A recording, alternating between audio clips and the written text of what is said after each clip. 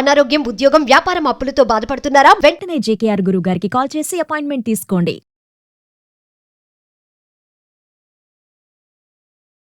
నమస్తే, welcome back to Suman TV. ప్రస్తుతం మనతో పాటు ఉన్నారు కేరళ జ్యోతిష నిపుణులు, life coach, money skills, law of attraction, date of birth లేని వారికి పుట్టుమచ్చల శాస్త్రం, ప్రశ్న శాస్త్రం, హస్తరేఖల ద్వారా జాతకాన్ని తెలియజేయగలిగే బ్రహ్మశ్రీ డాక్టర్ జేకేఆర్ గారు ఉన్నారు. గురుగారితో మాట్లాడదాం. నమస్తే గురుగారు. నమస్కారం.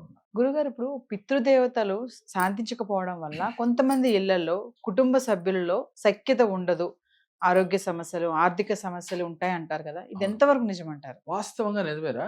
ఎలా అంటే పితృదేవతల యొక్క అనుకూలత లేకపోతే ముందు ఇంట్లో శుభకార్యాలు జరగవు, వివాహాలు జరగవు, సంతానాలు కలగవు. ఇలా చాలా అవస్థలు పడుతూ ఉంటారు. వాళ్ళు ఎన్ని రెమెడీస్ పాటించినా వాళ్ళకి రిజల్ట్ రాదు. అలాగే ఎంతమంది డాక్టర్ దగ్గరికి వెళ్ళినా సంతానం కలగట్లేదు, అన్నీ బాగున్నాయి అంటా ఉంటారు. అప్పుడు వాళ్ళు పితృదేవతల్ని వారి యొక్క అనుగ్రహం కోసం కొన్ని క్రియలు చేసుకోవాలి. అంటే సమస్యలు ఇంటి పెద్దల యొక్క ఆత్మ శాంతించకపోతే ఇంట్లో సమస్యలు తలెత్తుతూ ఉంటాయి, గొడవలు అవుతూ ఉంటాయి, మనశ్శాంతి ఉండదు, ఎప్పుడు నెగిటివ్ అంత ఆరా ఎక్కువ ఉంటుంది ఇంట్లో, ఇలా ఎక్కువగా ఉంటాయి. అప్పుడు వారు ఏం చేయాలి అనంటే, వారి జన్మ నక్షత్రం రోజున, అంటే భర్త యొక్క జన్మ నక్షత్రం రోజున మీరు శివాలయంకి వెళ్ళి, ఎవరైతే ఈ యొక్క పితృదేవతల యొక్క ఆత్మ శాంతించలేదని భావిస్తారో వారి యొక్క బిడ్డలుగా ఉన్నవారు జన్మ నక్షత్రం రోజు, అంటే స్త్రీల కన్నా ఇద్దరు కలిసి వెళ్ళొచ్చు, లేకపోతే భర్త అయినా సరే, వెళ్ళి కేజీంపావు తిలలు అంటే నల్ల నువ్వులు అని అంటాం. కేజీంపావు నల్ల నువ్వుల్ని దానంగా ఇవ్వాలి. ఈ దానం ఇచ్చేటప్పుడు ఏం చేయాలి? దక్షిణ ఇచ్చి దానం చేయాలి. దక్షిణ అంటే వారి ఓపిక కొలది, అది 100 రూపాయలు లేకపోతే 200, 300 మీరు ఇచ్చి దానిపైన కాయిన్ కూడా పెట్టి, అంటే 101 రూపాయి అలా అన్నమాట. అందుకని మన పెద్దలు చెప్తుంటారు, 108 రూపాయలు లేకపోతే 101 రూపాయి పెట్టండి. ఇలా అది 101 కావచ్చు, 200 కావచ్చు, 500 కావచ్చు, వారి ఓపిక కొలది దానంతో పాటుగా ఈ యొక్క డబ్బుతో సహా దానం ఇవ్వాలి. ఇలా ఇవ్వటం వల్ల పితృదేవతల యొక్క ఆత్మ శాంతిస్తుంది. అదే కాక సోయం పాకాన్ని, అంటే స్వయం పాకము అంటే ఏమొస్తుందమ్మా, బియ్యము, చింతపండు, కూరగాయలు ఇవన్నీ కూడా కలిపి స్వయం పాకంగా చెప్పుకుంటాం. ఇవి కూడా సద్బ్రాహ్మణుడికి దానం ఇవ్వాలి.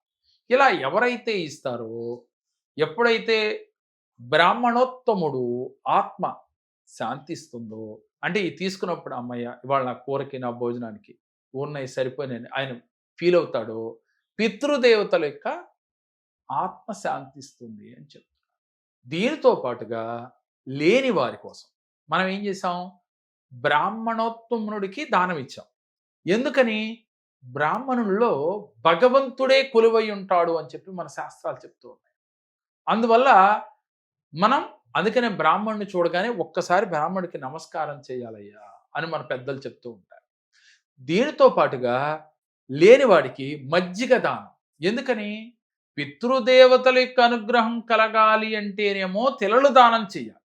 తిలలతో పాటుగా లేనివాడికి అన్నదానం చేయాలి. సోయం పాకము, తిలలు కూడా పంతులు గారికి ఇవ్వాలి. వీటితో పాటు ముఖ్యంగా అమావాస్య తిథి రోజు కానీ, వారు చనిపోయిన తిథుల రోజులు కానీ, అలాగే ఆ ఇంట్లో యజమాని అంటే భర్త కావచ్చు, యజమాని అని ఉంటారు కదా, ఆయన యొక్క జన్మ నక్షత్రం రోజు కానీ ఇలా చేయొచ్చు. దీంతో పాటుగా మనం మనసు ప్రశాంతంగా ఉండాలి కదా. ఎప్పుడు వీటి వల్ల ఏం జరుగుతుంది? అలజడి మొదలవుతాం. ఈ మనసు ప్రశాంతత రావటం కోసం చంద్రుడి యొక్క అనుగ్రహం కావాలి. మనసుకు కారకుడైన వాడు ఆస్ట్రాలజీలో చంద్రుడు. ఈ చంద్ర భగవానుడు అనుగ్రహం కావాలి అంటే మనం బియ్యం దానం ఇవ్వాలి. అంటే లేని వారికి అన్నదానం చేయొచ్చు, అనాథ పిల్లలకి బియ్యం డొనేట్ చేయొచ్చు, ఎక్కడైనా అన్న సంతర్పణలు జరుగుతున్నప్పుడు బియ్యాన్ని దానంగా ఇవ్వచ్చు, లేక బ్రాహ్మణులకు కూడా బియ్యం ఇవ్వచ్చు. ఇలా ఎవరైతే చేస్తారో, అలాగే మజ్జిగ దానం చేయొచ్చు, అలాగే మంచినీటిని దానంగా, అంటే ఇప్పుడు వేసవకాలం కదా, వేసవకాలంలో మనం మంచినీటిని ఏర్పాటు చేయొచ్చు. పక్షులకి, జంతువులకి కూడా నీటిని ఏర్పాటు చేయొచ్చు. సహజంగా మనుషులకు అందరం చేస్తూ ఉన్నాం కదా, మరి మూగజీవాలకు కూడా మనం చేసినట్లయితే వెంటనే మన పెద్దలు దీవిస్తారు, ఆత్మ శాంతిస్తుంది. అలాగే మూగజీవాల యొక్క ఆత్మ గనక మనకి దీవిస్తూ ఉంటే మనం ఈ కర్మల నుంచి బయటపడతాం. దీనితో పాటుగా ఉన్నతంగా ఎదగాలి, జీవితంలో ప్రశాంతంగా ఉండాలి, కష్టాలే ఉండకూడదు అనుకుంటే మనకు వచ్చిన దాంట్లో 10% చాలు. ఇంకా కూడా మీరు మనసు అంగీకరించకపోతే 5%. ఇలా అన్నదాన కార్యక్రమాలకు కానీ, ఇలాగే మనం మజ్జిగ దానంలో కానీ, అలాగే లేని వారికి, అలాగే ముఖ్యంగా అనారోగ్య సమస్యలతో ఉంటారు కదమ్మా, ఎక్కడ గవర్నమెంట్ హాస్పిటల్లో లేని వారు డబ్బులు లేక గవర్నమెంట్ హాస్పిటల్లో జాయిన్ అవుతారు చూడరా, అలాంటి పేషెంట్లకి మీరు అన్నదానం చేసిన, వస్త్రదానం చేసిన, అలాగే ఫ్రూట్స్ను కానీ పంచినా కూడా మీకు శీఘ్రమే ఫలితం వస్తుంది. అంటే పెద్దల దీవెన పొందాలి అంటే మనం వృద్ధులకి చేయాలి. ఎందుకని? పెద్దవారిని మనకి కాలం చేస్తున్నారు కాబట్టి వృద్ధులకి మనం వస్త్రదానం, అన్నదానం చేసినప్పటికి కూడా అలాంటి ఫలితమే వస్తుంది.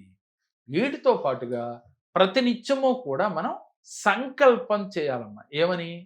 పితృదేవతలకి వాళ్ళు చనిపోయిన తిథి రోజున వారి ముందు ఇష్టమైన పదార్థాలు పెట్టి మనసులో సంకల్పం చేయాలి. చేసి వారి పేరు తలుచుకుని లేని వారికి వస్త్రదానం, వారి పేరు తలుచుకుని అన్నదానం చేయాలి.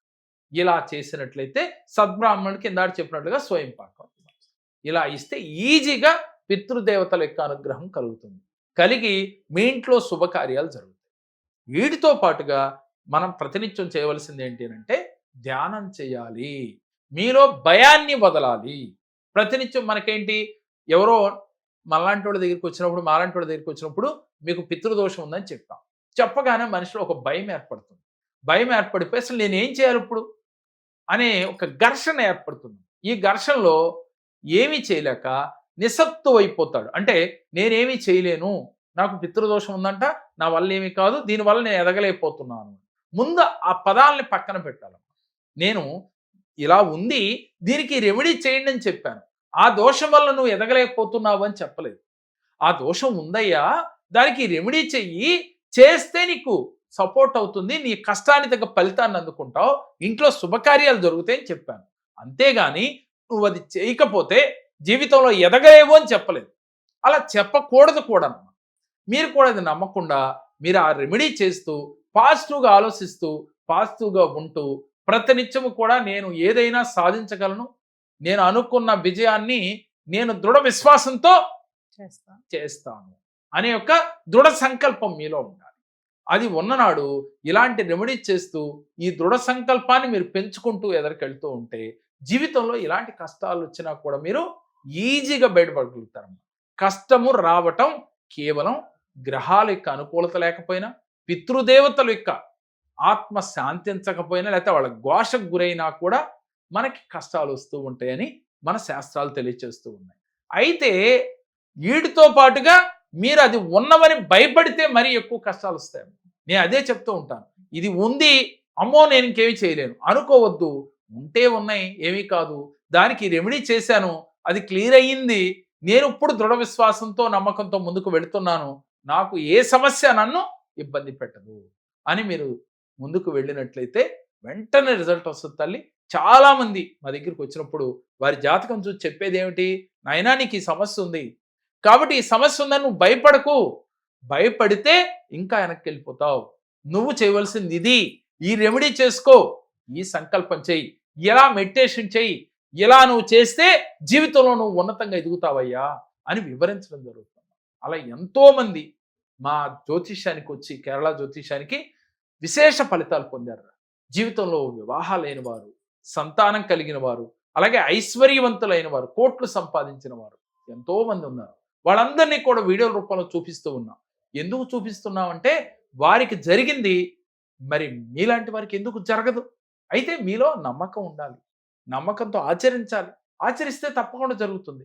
కాకపోతే మీకు సరిగ్గా గైడ్ చేసే గురువు కావాలి, అలాగే ఆ గురువు పైన మీకు విశ్వాసం ఉండాలి, అప్పుడు మీకు రిజల్ట్ వస్తుంది. గురుగారు ఒకసారి అపాయింట్మెంట్స్ ఆన్లైన్ ఆఫ్లైన్ అపాయింట్మెంట్స్ అందుబాటులో ఉన్నాయి. ఎవరైతే ఆన్లైన్లో కానీ ఆఫ్లైన్లో కానీ కలవాలనుకుంటున్నారో స్క్రీన్ పైన స్కోవతున్న నెంబర్లకు కాల్ చేయండి. ఒక మనిషి జాతకాన్ని 12 కోణములలో చూసి పరిశీలించి పరిశోధించి మీ జాతక వివరణ తెలియజేయడం జరుగుతుంది.